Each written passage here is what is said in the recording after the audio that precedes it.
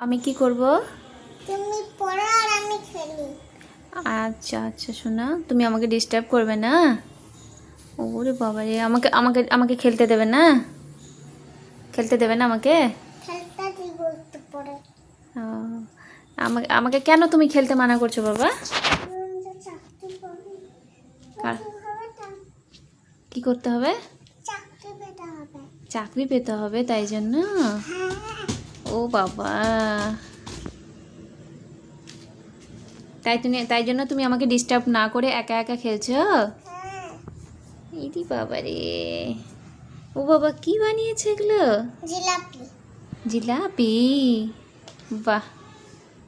ঠিক আছে তুমি খেলো, আমি তাহলে টেস্ট দিই। হ্যাঁ ঠিক আছে মাম্মা। ঠিক আছে মা।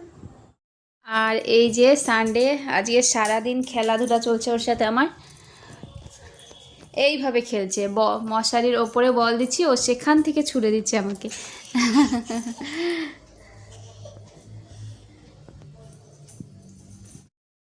আর এই যে স্পাইডারম্যান যে ডান্স করছে, এটা হচ্ছে ও অনেকদিন আগেই কিনেছিলাম, কিন্তু তখন হচ্ছিল না ওর, এখন একটু বড় হয়েছে তো এখন হচ্ছে।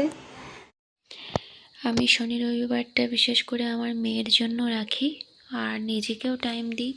এই 3-4 ঘন্টা, 4-5 ঘন্টা টাইম তো দিই, তো বাকিটা ওর জন্যই রাখি। ওকে ঘুরতে টুরতে নিয়ে যাই, খেলি। তো এই শনি রবিবারে ওকে টাইম দিয়েছি ঠিকই, খেলেছি, কিন্তু বাইরে নিয়ে যায়নি। নিয়ে যাব সামনে, হয়তো সোম মঙ্গলবার যে কোনো একদিন নিয়ে যাব, কারণ উইকে তো 1-2 দিন ওকে বাইরে বের করতেই হবে। আর আমি হচ্ছে এই শনি রবিবারে 2টো মক টেস্ট দিয়েছি, সেগুলোর অ্যানালাইসিস করেছি।